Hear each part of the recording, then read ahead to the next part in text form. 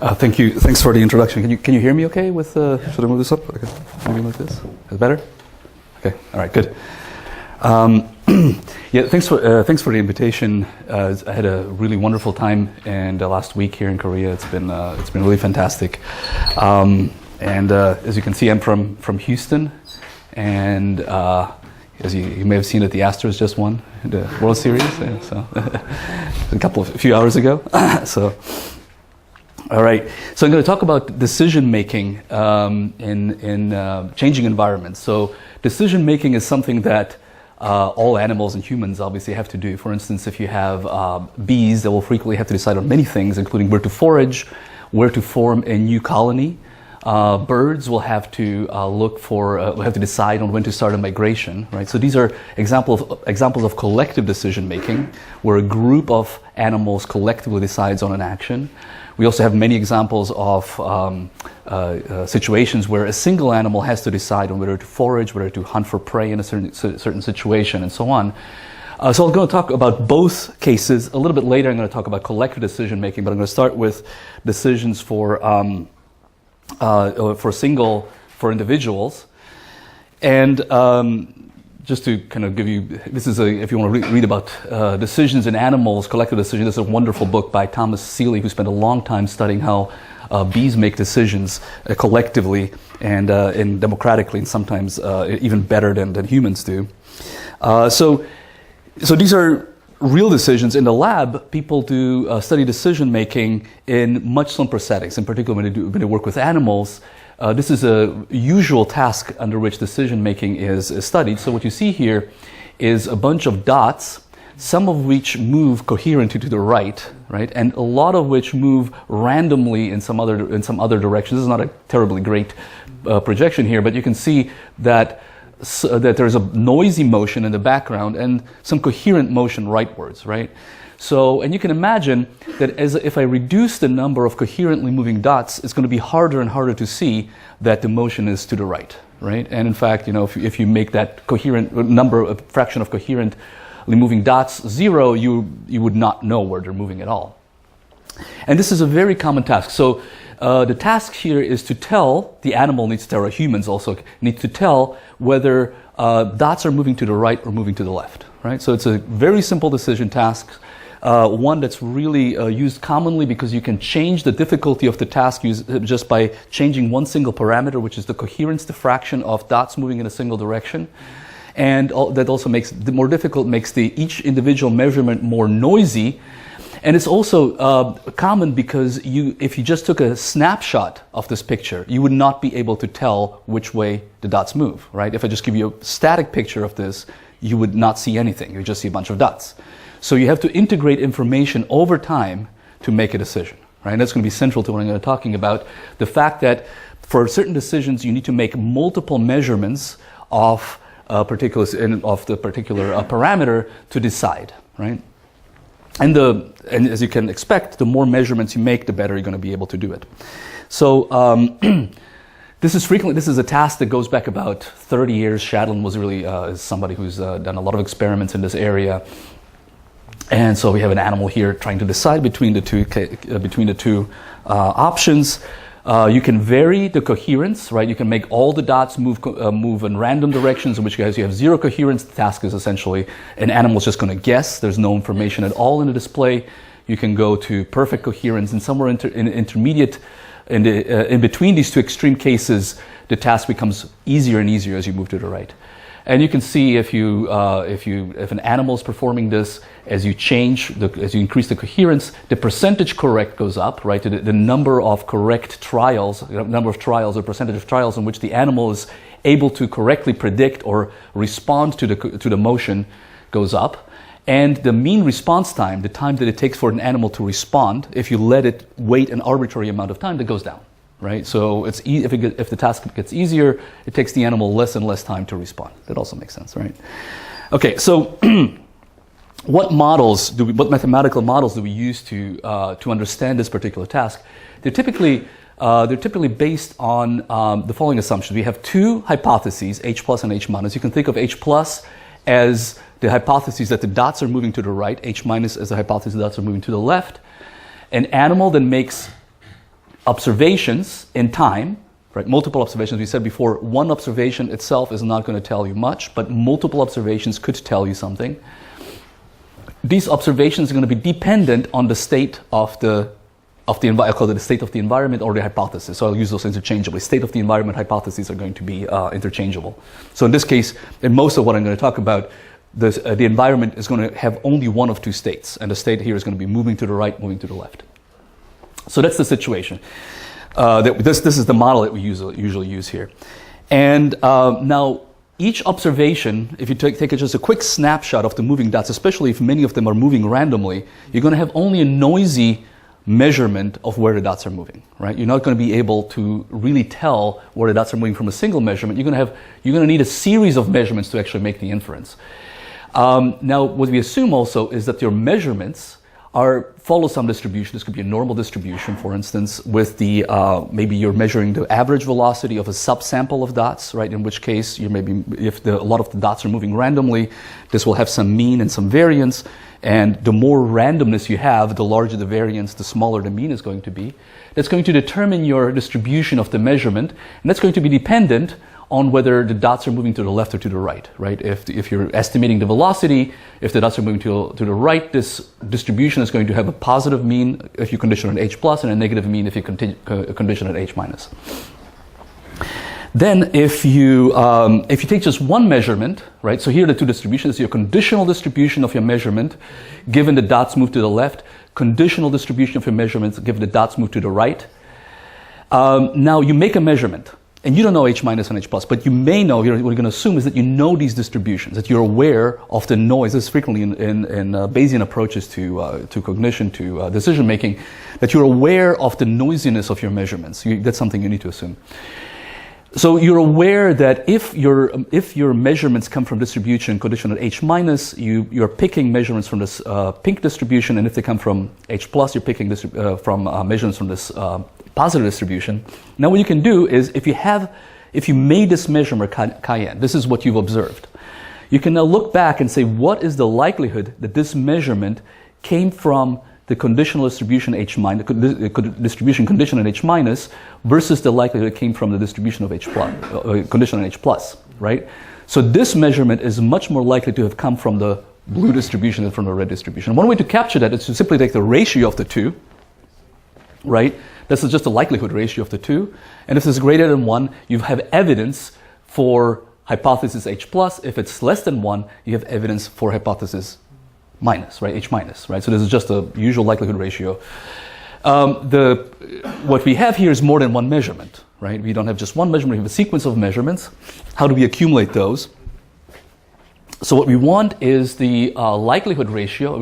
Eventually I'm going to take the log, but here we have the likelihood ratio that given a sequence of observations, chi1 through chi-n, the hypothesis plus is true versus hypothesis minus is true, right? We want this entire ratio. Now, importantly, if these are independent, if the measurements are conditionally independent on the state of the environment, on the hypothesis, then you can write down this in a recursive fashion. You can write that Rn as Rn at Rn minus 1, your ratio at the previous time step, times the likelihood ratio that's due to the present information, right? Due to the present measurement that you've just made. And this is an idea that goes back actually to the Second World War, but they weren't able to publish this in the Second World War because they were using it for code breaking in Banbury.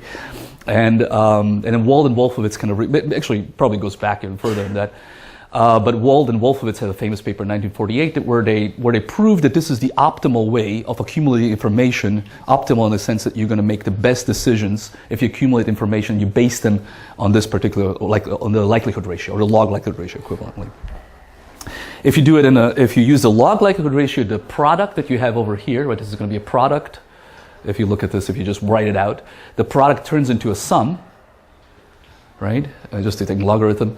And then the nice thing about that is that you can then write this down, assuming that the individual measurements become less and less informative, right? That you take the limit of making more measurements, but making each individual less and less informative. You can think of this as the two distributions moving closer and closer together. So it's harder and harder to tell from a one single measurement what the truth is.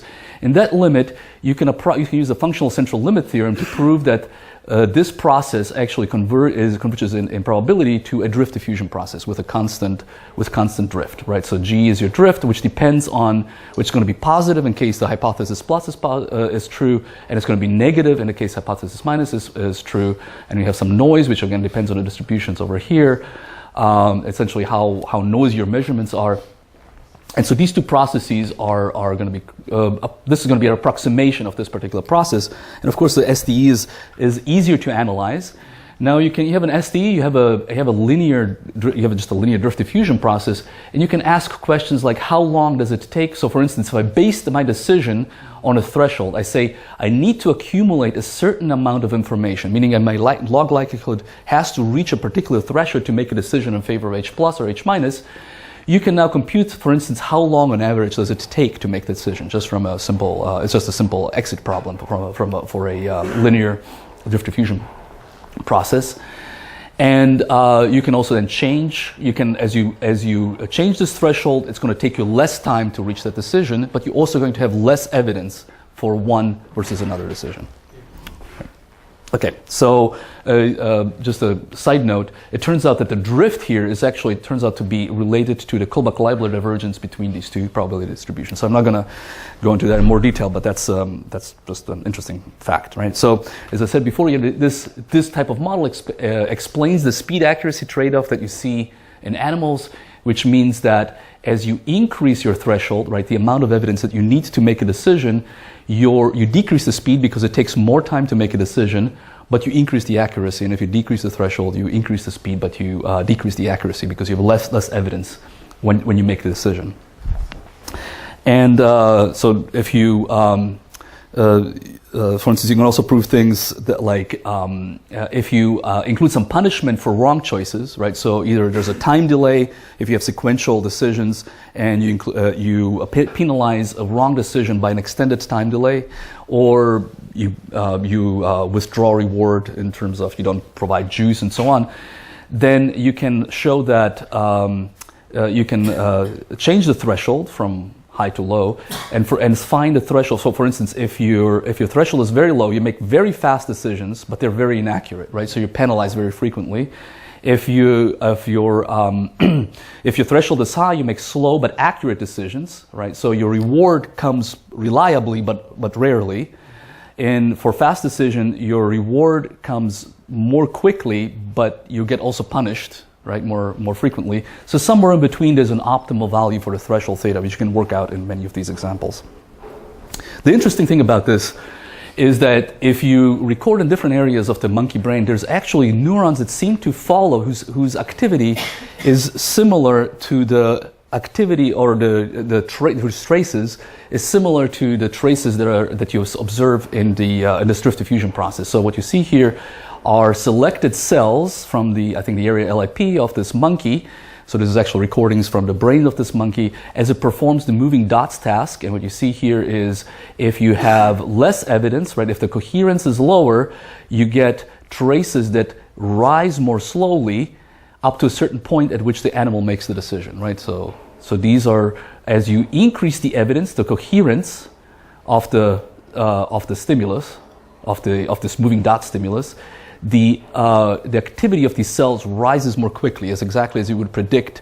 It would be predicted by one of these models, drift diffusion models.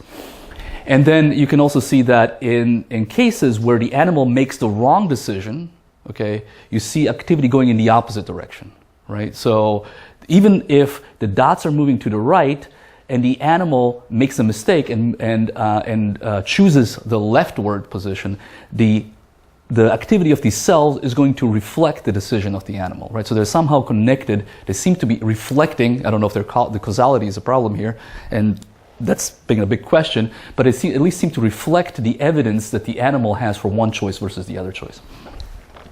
Now, again, as a side mark, this is as anything in most things in biology, this is somewhat controversial. It's unclear whether this is really a drift diffusion process or it can be better modeled by a jump process, right? So a process where a neuron fires at some at some rate, and then its activity jumps at some point, right? And what you see here may be just the average of many single cells whose activity are jump processes, but some of them jump early, some of them jump late. So when you average them out, you get something like a ramping process. So it's not. I think there's good evidence that this is a more likely explanation, but there's a lot of back and forth even in the last year or two over what is actually the case. Okay, so what I'm going to talk about is. This is what we've talked about so far is state inference or environment inference of the environmental state in case the environment is fixed, right? So there's no change. The dots either move to the right or move to the left. So what I'm going to talk about next is what happens when that's not the case. So where the hypothesis changes, the true hypothesis actually changes in time. So there's good evidence that even when the hypothesis does not change in time, humans and animals assume that it does. Okay, so here's an old experiment. This also again goes back to the 50s or so. I think it's 52 or 53, where you do the following. You have there's two light bulbs. They're hidden behind a screen. One of them is on, and you have to guess which one is on. Right? You can get to guess. If you do it repeatedly, you find out that one of the light bulbs is on maybe 2/3 as often as, it's on 2/3 of the time, and one of the light bulbs is on 1/3 of the time, right? And every time you guess correctly, you get 5 cents. It was in 1950, so they didn't give a lot of money. And every time you guess incorrectly, you lose a couple cents, right? So once you figure out which one is the more rewarding light bulb, right, the one that's usually on, I mean, it's clear what you should do, right? You should just stick with that one. You should never go back to the old one, right? You've learned that this one gives you the reward 2/3 of the time. This one gives you a reward 1/3 of the time. So you should always stick with this one. That's not what people do. That's not what pigeons do. That's not what monkeys do. Almost no animal does that, okay? No, and you can give people instructions and tell them, I will keep this fixed. I will not change this. I will not change the parameters on you. This is whatever you learn about this. The experiment is static. There's going to be no change. People will always occasionally check the other light bulb, right? Even when they learn that this is the more rewarding one. Okay.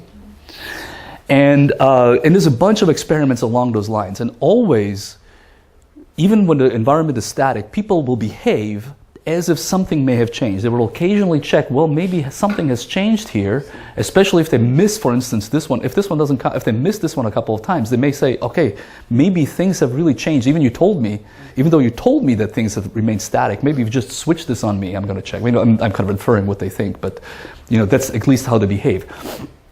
And what you can do, and I'll show you a little bit in a moment, this may be because it's frequently more costly to assume that an environment has not changed than overestimate the rate of change. Okay? So if you're in an environment that has changed completely and you keep sticking with the same solution over and over again, and the environment has actually changed, you're going to keep being wrong and wrong and wrong, and you never figure out that you're wrong, right? So it actually pays to be wrong some of the time if there's any chance that the environment may be changing at all. Okay, so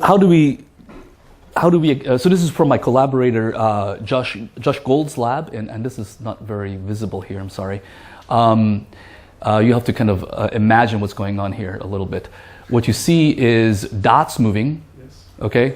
But they actually move to the right, and then they move to the left, and then they move to the right a little bit, and then move to the left after some time, and so on. So it's rather than having a fixed motion in one direction, the dots are moving back and forth. So the truth, right, of which direction the dots are moving, keeps changing back and forth, right? So is that better? Oh yeah, that's better. Yeah. Yeah. Now you can see them move to the right, move to the left, move to the right, move to the left. And you're asked at some point what the direction of motion is, right? At that particular point, not 10 seconds in the past, not 2 minutes in the past, but right at the moment when you're being prompted for an answer, you have to answer which direction the dots are moving. So now you still have to accumulate information, right? A single snapshot of this particular environment, of this particular the moving dots is not going to tell you which way they're moving. You have to accumulate information. But the old information that you accumulated is no longer going to be informative or very informative about the current motion of the dots, right? An estimate, a measurement that you've made 10 seconds in the past, depending on how quickly they change, may not tell you anything at all about the present motion of the dots. Okay? So I have to describe this a little bit more. All right. So Josh and his lab have done this, different variations of the experiment with monkeys, and they actually don't have recordings yet with the monkeys, but are training monkeys to actually see what the evidence accumulation is going to look like in the situations like that. But they've done a lot of psychophysics experiments asking how evidence should be integrated in this particular case. So that's what I'll describe briefly. So what we have here is an experiment where the motion of the dot switches from the right to the left, and you're at the end, at some point, you're asked here, what's the motion, right? So you're asked to say at this particular point, you would be correct if you say the dots are moving to the left, right?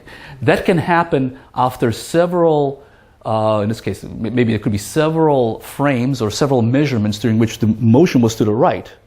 And if the reversal just happened, you're going to be very likely to be wrong, right? Because your measurements have predominantly in the recent past have been coming from the wrong direction.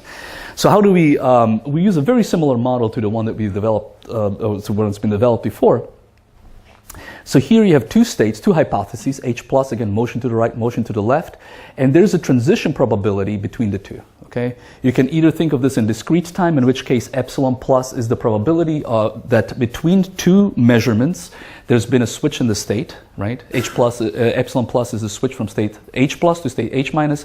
Epsilon minus is a switch from state H minus to H plus. And again, we assume that we have conditionally distributed measurements, right? Exactly as before, right? So you have the measurement in case the motion of the dots is to the right. Your measurements come from a blue distribution, and in the opposite case, they come from the pink distribution, right? The situation is exactly the same. So if you have a single measurement, you would base your decision on the likelihood ratio between the two options.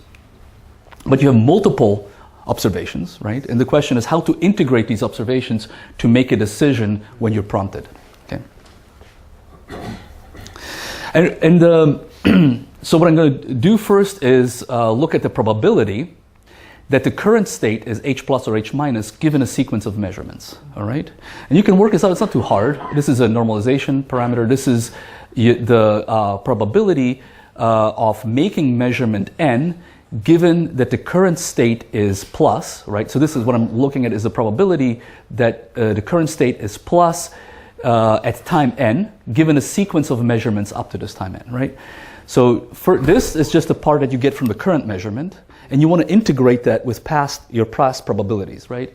And what you add to that is the probability that you were in state plus one step ago, at your previous measurement, times the probability that that the environment has not changed, right? Plus the probability that before you were in state minus times the probability the environment has changed. So not too hard, right? So you put this together into a likelihood ratio, you get a term that's a little more complicated, but if you put epsilon plus and epsilon minus to 0, you get exactly f plus over f minus times Rn minus 1, which is what we had before. This is a term that essentially discounts evidence in the past, right? So in this case, the evidence from the past, the likelihood ratio that you have in the past, is essentially multiplied by a nonlinear term here. You have a discounting factor, right? So instead of fully integrating the information from the past, you're discounting in some way, and you can see that this increases as epsilon plus and epsilon minus go up. And if epsilon plus and epsilon minus are 1/2, right? In that case, what should happen? If epsilon plus and epsilon minus are 1/2, then that should cancel, right? Because in that case, you're just flipping randomly between those two states, and all previous measurements are completely uninformative about your current state, right? So that's the extreme case, right? So, and in between you discount. So in the case you have epsilon plus and epsilon minus is 0. You don't discount your previous observations or the evidence you got it from previous observation. In the case epsilon plus and epsilon minus are 1/2, you completely discount them. You don't carry over any of the information you've previously gathered to make your current. So here. Yeah. So remaining probability times Rn minus 1 is making sense. Second? What about the remaining probability Yeah. times Rn minus 1 makes sense. Yeah. But why the epsilon minus 10? Oh, yeah, okay. So because I'm looking at the ratio right here, right? So to get the ratio, I've actually taken my previous expressions. I see. Yeah. I've taken this previous expression and I've divided through by ln minus 1, right? And this cancels this particular term. Yeah. Yeah. Okay. All right. So this describes a wider variety of situations where we have either change point detection. For instance, this is an example where either epsilon minus or epsilon plus are 0. And Can I ask a question sure. for you? So the previous page, the result you have shown. So I think this is very similar to the result from the hierarchical Bayesian formulation, right? From Hierarchical Bayesian formulation, where you assume yeah. the epsilon switch is drawn from the particular distribution. Yeah. So in that case, so if you have, you can certainly. So I'm just presenting the simplest model. You can make this a lot more complicated, certainly. So you can assume that you don't. I'll talk a little bit about what happens if you don't know epsilon. Okay. So in this case, I'm assuming that you know epsilon. If you know that epsilon itself is not fixed but comes from a distribution, then you do have a hierarchical model. Then you have to take that into account. Yeah, and it becomes so there's many ways of extending this. The computations just become more complicated. Yeah. So this is too late. I think it's still fine. So if you assume that you don't know the switch rate epsilon, then with hierarchical Bayesian formulation, what you can do is simply compute posterior probability. Yeah, so I'm gonna talk about that. So Yeah. that in principle we can compute the estimated. Yeah. So that's the second part later on. Is what happens if you don't know the rate. Yeah.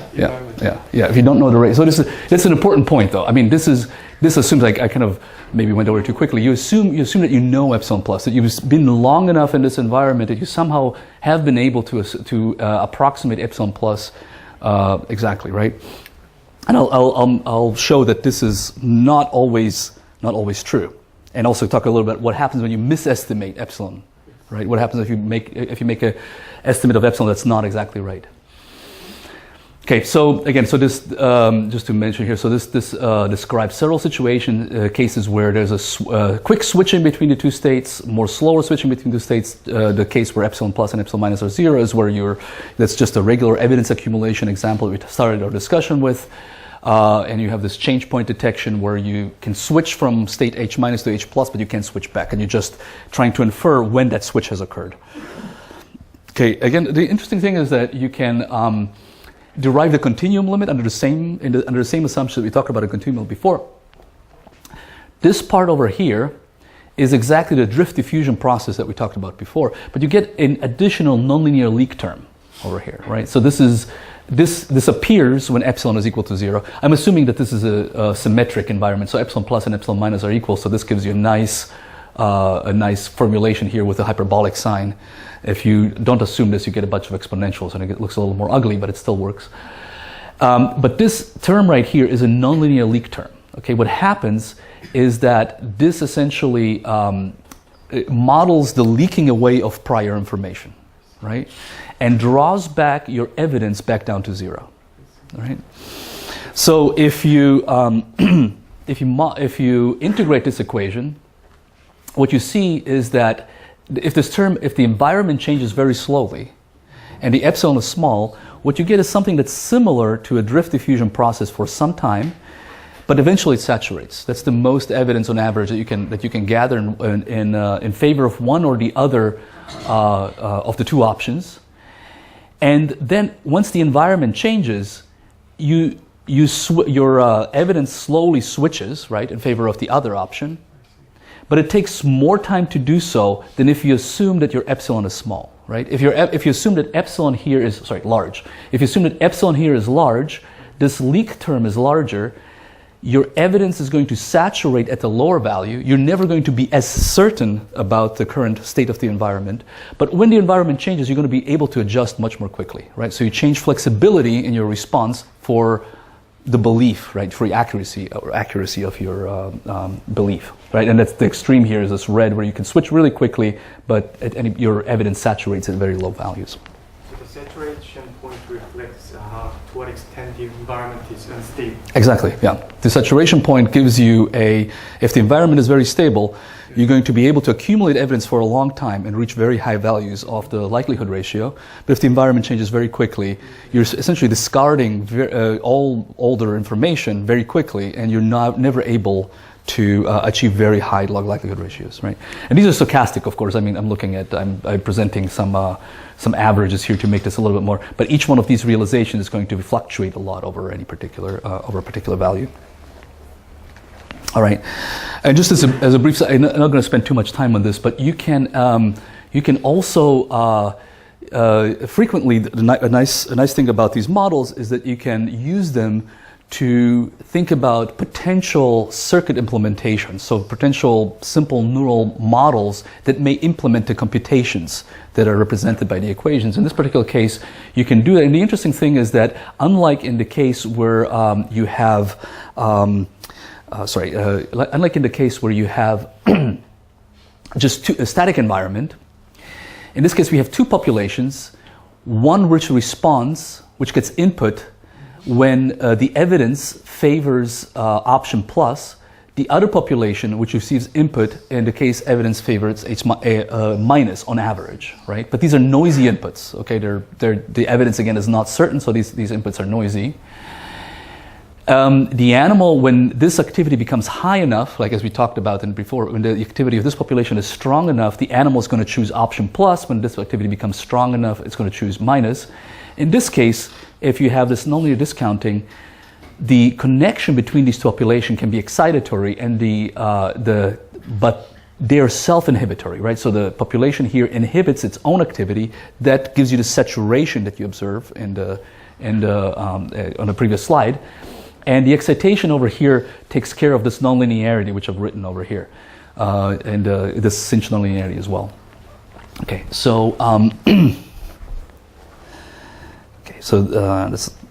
there's extensions you can do about this. I mean, you can consider more than 2 options, 3 options. In this case, we have the red, orange, and yellow option, and you can see that if you write down the same model, during the time the red option is correct, the activity of the likelihood of the red option is high, but it fluctuates, and then with orange, as you switch from red to orange, the activity of the orange, the likelihood of the orange becomes high as the other two drop down, and so on. So you get a switching exactly in the same way that we talked about before. You can also go to a continuum. In the continuum model, you actually get a SPD, right? It's a stochastic partial differential equation instead of a stochastic differential equation, because you have to represent now a continuum of choices over here, right? This is just a simulation of this particular case. Again, this is a little bit more technical, but it can be worked out. So this is again Josh Gould's data. So they've done experiments. This is a little bit different, but it's similar to a similar experiment to the ones we talked about before. It's done with humans. You have 2 triangles, and you choose stars from a Gaussian distribution, so a bivariate Gaussian distribution with a center either at the left triangle or the right triangle. Okay. And these Gaussian distributions can be pretty wide, or the 2 triangles can be pretty close, right? So any single star, well, if it's over here, it will give you a lot of evidence that it came from the left triangle, right? But if a star over here, right, especially if the triangles are close, could have come from either distribution, right? But as you present more stars, and they predominantly come from the left, right? That's going to give you more evidence that you should choose the left triangle. And if they predominantly come from the right, it gives you more evidence that you should choose the right triangle, right? So again, you have to integrate information over trials, and as we talked about before, now you switch back and forth between the triangles, right? Every 10 measurements, every 15 presentations of the star, you switch triangles, right? You switch the center of the Gaussian distribution from which you're choosing your stars, right? And you ask observers to choose on every trial which the left or the right triangle, right? And this is an easy trial, and people are correct all the time. So you can make this again a lot harder, where it's a lot harder for people to choose exactly. And but the model is exactly the same as the one we talked about before. Here you can try to estimate what is the inferred rate? What is the rate? What is discounting rate in particular that people use, and what is the corresponding rate, or switching rate between the two triangles that people use to make the decisions, right? And what you find, and it's actually better to just look at the left side here, what you find that, for instance, if the rate is 0 or really low, people tend to estimate that the rate is higher than it actually is, right? So they integrate less information than they should be, but they're also more flexible in switching between the two choices, right? So that's data from humans, all right? This is the second part is just essentially an image of this part, so they underestimate. This is when rate is 1. It's that's actually the case when you switch on every trial. If you switch on every trial, it's the same as just staying in the same place. Okay, and so do rats. Okay, so this is data from Alex Page, just came out a couple weeks ago in bioRxiv. So this is from Carlos Brody's lab at Princeton. So they have a nice setup where they have what they call a rat hotel, and it's a big enclosure with rats where they train rats on different tasks automatically. So there's a bunch of rats that can be trained for months to perform a particular task. In this case, they trained a bunch of rats to discriminate between two series of clicks. So you have Poisson series of clicks. Rate is high on one side, the rate is low on the other side. Okay, and the animal gets rewarded with a drop of water or juice if it chooses the side at which the rate of clicks is higher. Okay, so every single click is not going to be informative, right? If you look at a single click, that provides you no information about the rate of a Poisson process. You have to again integrate information. And again, now you can switch. For some time, the click rate could be high on the right-hand side. For some time, the click rate could be high on the left-hand side, and then back on the right-hand side. And the animal gets then prompted at some point in time, and it chooses, in this case correctly, that the rate has been higher on the right-hand side. Okay, so the model is a little bit different here because I'm just going to again, you're discounting. This is the accumulated evidence. You get discounting it. Here the evidence that comes in discrete points in time. It's continuous in time, but they're unpredictable points in time. So you have to change the model a little bit, but it's actually really similar to the one that we discussed before. So I'm not going to go talk about this in detail. But again, you can estimate from the behavior of the rat from just many trials. In this rat hotel, they can perform this experiment with a rat thousands of times per day over months and months, right? Because it's completely automated. They don't actually have to have a person, or the person at the time that a person needs to be there is minimized to a certain extent. And what you see here is the amount by which evidence is discounted going back in time, right? So this is the time of the decision, and this is by how much a rat is going to weight a click on the right or on the left, given that it has made the decision at time 0. So this is going backwards in time, right? And this is the green and the blue correspond to right and left choices, and are computed. The weights are computed from the responses of the rat, and the pink ones are the ones that would be given by an optimal accumulator model that is presented with the same series of clicks as the rat, right? And you see that the rat learns to do this really well, right? It discounts information almost as predicted by the model. So it has learned, after you present it with this clicks, it has learned to discount information at the correct rate given by the changes in the environment. So this is sort of, they measure this after couple training, right? Yeah. So the rat is trained for, and I'll show you another example where they actually they switch it on the rat. So the rat is trained on this for, well, first of all, the rat first has to learn what to do, right? Which is not captured here, right? You have to it has to learn that it has to poke its nose over here and get rewarded, and there's a bunch of steps, intermediate steps, that just for the animal to learn what to do, which are not, whenever you see an experiment like that, you kind of don't typically see all the intermediate step that went into the training of the animal, right? Okay, so let's see what a Bayesian model for inferring epsilon itself would look like, right? So in this case, we assume that, previously I said, let's just assume, this was a question before, that we know what epsilon is. Let's assume that we don't know what epsilon is at the outset. Okay, so in that case, we have to, one way to do it is to compute the probability of the number of change points that have occurred up to a certain point in time, right? If I know that I've made 100 observations and there have been 5 change points, right? Then my probability of a change point in any point in time is going to be, 5 divided by 100, right? So now I'm never going to know exactly when a change point occurs. I can only know when a change point occurs exactly if I have exact evidence, or if I know exactly which state I'm in at every point, right? If I know I'm at H plus now and I switch to H minus, then I can compute the probability, then I know that the change point has occurred. Otherwise, I can only compute the probability of a change point, right? And how do you compute this? So this is a complicated equation. Let me just explain it in terms of this graph. So in this case, you see how probability, this gives you kind of a picture of how probability flows over nodes that represent observation time and the probability that you've had a certain number of change points, AN, up to this time. So you can't have more change points than you've had observations, right? You can only have a change point between 2 observations.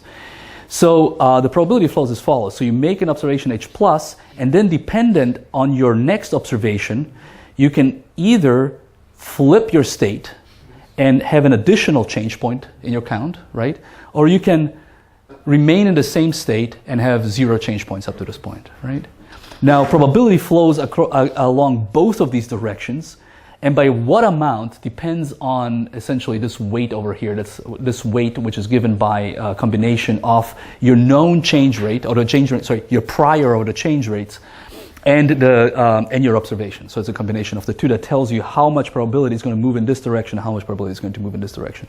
So if you're over here, same thing happens, right? Let's say over here, you're in H minus, right? You have some probability of being H minus. The probability is distributed over all these states.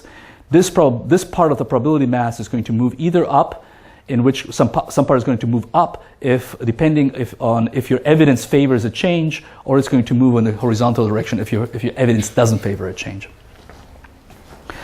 All right, and now you can implement this. You can also take a continuum limit of this model, which I'm not going to present. It's a little bit more technical. In this case, you get an infinite collection of SDEs. You get a lattice of SDEs that model this particular process. But you can analyze it, and what happens is that here's a comparison between the case in which you assume a wrong but fixed epsilon, right? You assume you perform the task as if you know what epsilon is, but you misestimate epsilon, right? And here is a case where you learn it. You start with a flat prior over the epsilon, and you just learn it, right, over time. At first, you do worse than assuming this is the true epsilon. Epsilon is 0.05. At first, if you assume a much higher epsilon, you do better than in the learning model, being naive about it. But eventually, learning catches up with essentially everything. But you have to wait. This is the number of observations here. You have to wait for some time before it actually does a better job, right? So, if you have many experiments, right, in which you present epsilon and you kind of learn it on every single experiment, eventually, like the rat does, eventually you're going to be able to get to a good estimate. What also happens is, this kind of explains something we talked about before. So here is the percentage correct that you have for a different. So this is you assumed epsilon, right? And this is the percentage correct that you have if you assume a fixed epsilon, right? So the actual epsilon is 0.05. So if you assume an epsilon of 0.05 and you fix it there, then you're going to get the maximal percentage correct, right? Because you assumed the correct epsilon. If you misestimate the epsilon, your percentage correct is going to drop, right? And you see that there's this asymmetry here, right? It's going to drop much more quickly to the left side, right? If you assume that the environment is more stable than it actually is, your percentage correct is going to drop more steeply than if you assume that it's less variable. Sorry, if you assume that it's less variable than it actually is, it's going to drop more quickly than if you assume that it's less variable than it actually is, right? So you're better off, if you're going to misestimate, to move to this side, right? To assume that your environment is actually changing more quickly, and that's what humans seem to be doing as well. Just quickly, this is kind of the last figure in this paper, and this is something we're working on with them, is if you change the rate, the hazard rate, right? This is the rate at which you change the two environments. The rat can actually switch from discounting information, in this case the hazard rate drops to 0, meaning there's a stable environment, to not discounting information at all, and then back to discounting information, right? But it takes it a few thousand trials to learn that, right? So a rat can flexibly learn. And so the question is the learning about as fast as you would predict based on a Bayesian, optimal Bayesian learner, or is it slower, and can you kind of analyze this a little bit more detail? So this is something that we're talking with Alex Piet about doing. Okay, so I have about 5 minutes or 10 minutes. 5 minutes. 5 minutes? Okay, all right. So I'll just mention, this is going to be just an outline. This is another interesting topic that we've been working on with so Zach's my collaborator on all of this, is my student Simon. This is evidence accumulation on networks. So this is a way of extending this to more than one agent, like I talked about with bees in the beginning. So this is a picture from an old experiment where, not that old, 2011, where they have agents, in this case they're villagers in India, that they've allowed to communicate. They give them numbers from 1 to 7 in this case. There's 7 of them, and they allow them to communicate with each other, but only in the patterns that were prescribed. Okay, so this is, I'll call them agents. Agent 6 can only talk to 2 and 3, 2 can only talk to 3 and 6, and so on, right? And then they've given them actually a very particular task. They told them about the quality of a couple fertilizers, all right? They've given them some information about this fertilizer is better than that one. And then they've allowed them to exchange that information repeatedly, right? So this guy could talk to this guy could talk to this guy. They were guys, they were all men, and so on, right? So if you do this repeatedly, then the information from this person or this agent over here can eventually spread through the network and reach 6 as well, right? If you allow it to exchange information repeatedly. What turns out, but that information can reach through many different paths, right? This guy only communicates with this, and this can then reach one, but through multiple paths, especially if you allow this to happen multiple times. And what happens, and this is interesting, you can ask, do people take this redundancy of the information that's being reached into account, right? Do they know? They know that this is the environment, this is the network that they're exchanging information on.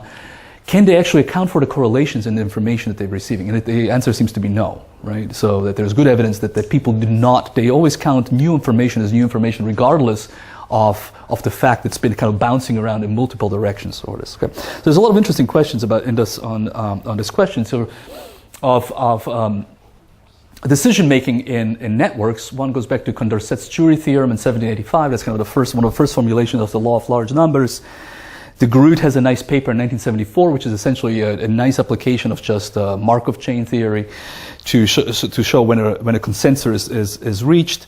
So more recently, this Banerjee has this what are called herding models, where you have optimal decision makers who make very unoptimal decisions if they're arranged in a particular way. That's kind of been Gale and Karev has sort of iterative models along the same lines. There's a bit of a review here in this paper by Mossel and Tammuz, which you can see. If you're interested, you can read about opinion exchange dynamics. So how do opinions propagate through a network and shape the belief of different observers?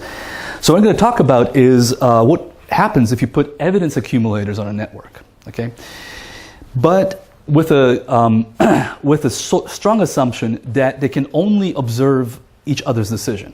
Okay, they do not exchange the evidence until they make a decision, right? So an example could be you have agents that have private measurements, and we assume they're going to be conditionally independent about whether to trade a particular stock. I don't know if that's the best example, but they're not going to share that information with anybody else. But if they trade a stock, if they buy or sell it, that becomes public. Everybody else can see that, right? So once a decision has been made, that's social information. We call it social information, but the private measurements, the belief, the log likelihood ratio about one of the two choices is going to be private. That's not going to be shared, right?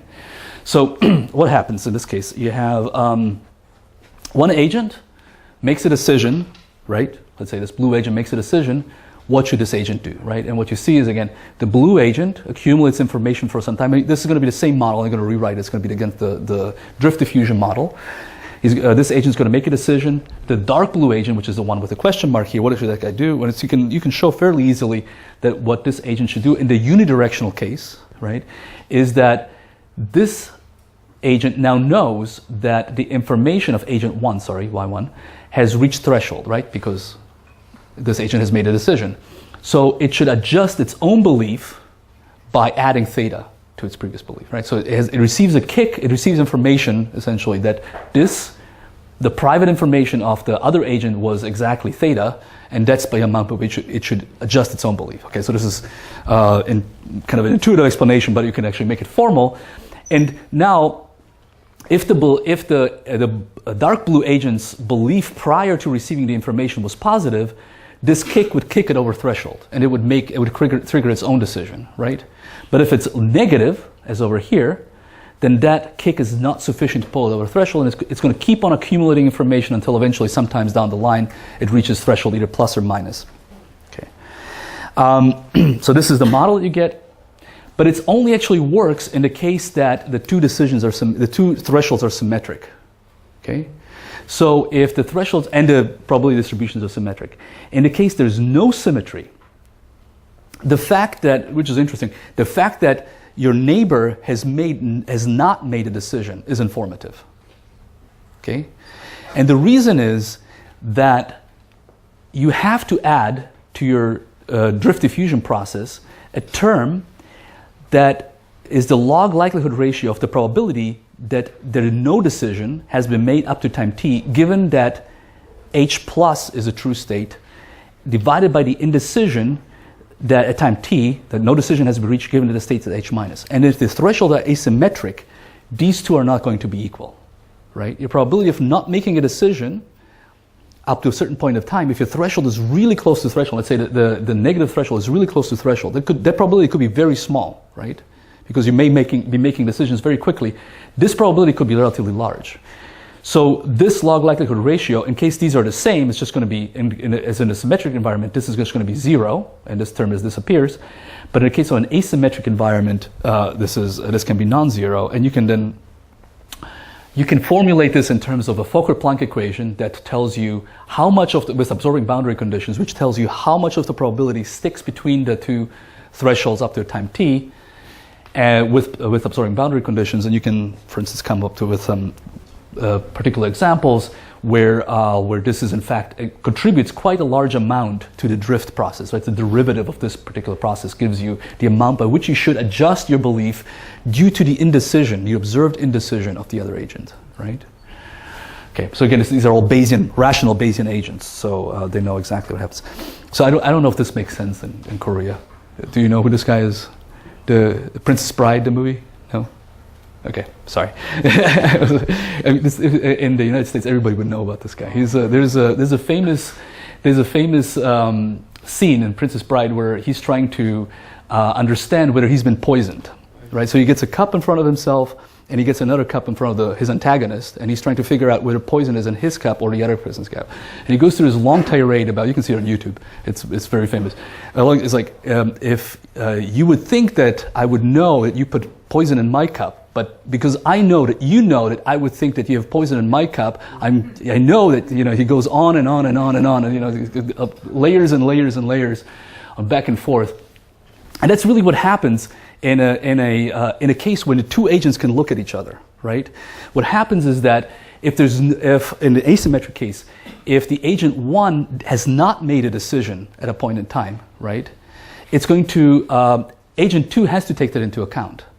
But at the next point in time, agent 2 has to take into account that agent 1 has observed agent 2 2 steps back not making a decision and has adjusted its belief accordingly, right?